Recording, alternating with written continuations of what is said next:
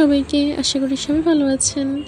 সেদিন আমি আর আম্মু মিলে ঈদের গ্রসারি শপিং করতে গিয়েছিলাম, বাট আনফর্চুনেটলি সেদিন স্বপ্নতে কারেন্ট চলে গিয়েছিল, তাই তেমন কোনো ক্লিপ নেওয়া হয়নি। তাই আমি ভেবেছি যে তোমাদের বাসায় গিয়ে ফুল দেখাবো যে কি কি কিনেছি। 2টা মশলা নিয়েছি, একটা হচ্ছে মেজবানি আর একটা হচ্ছে টিক্কা মশলা। একটা ম্যাঙ্গো ফ্লেভার নিয়েছি ডেজার্ট বানানোর জন্য। অনেকগুলো পরোটা এনেছি, আমাদের পরোটা প্রতিদিনই খাওয়া হয়।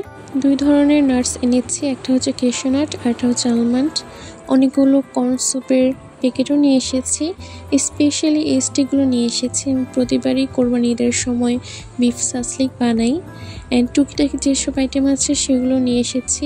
এই সেমাইটা অনেক ভালো, ভিতরে অনেকগুলো নাটস দেওয়া থাকে। ভয়েস ওভার দিতে আমার অনেক কষ্ট হচ্ছে, কারণ ফ্যানের একটা শব্দ হচ্ছে। আমি জানি এসি ছাড়লে হচ্ছে অনেক বেশি ঠান্ডা লাগে, আর ফ্যান ছাড়লে হচ্ছে শব্দ হয়। সো আমি কি করব, তোমাদের এভাবেই শুনতে হবে আমার কথা।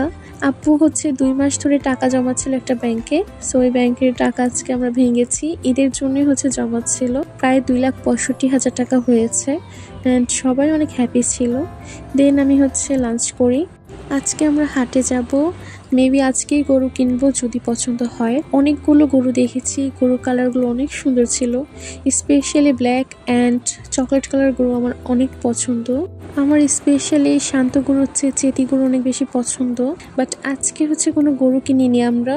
একটা ব্ল্যাক কালার গরু আমরা পছন্দ করে গিয়েছিলাম, পরের দিন বাবা এসে ওই গরুটা কিনে নিয়ে গেছে, সেদিন আমরা আর আসিনি।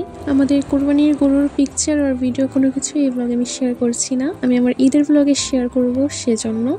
আজকের ব্লগটি এই পর্যন্তই। আল্লাহ হাফেজ সবাইকে, and please subscribe to my channel.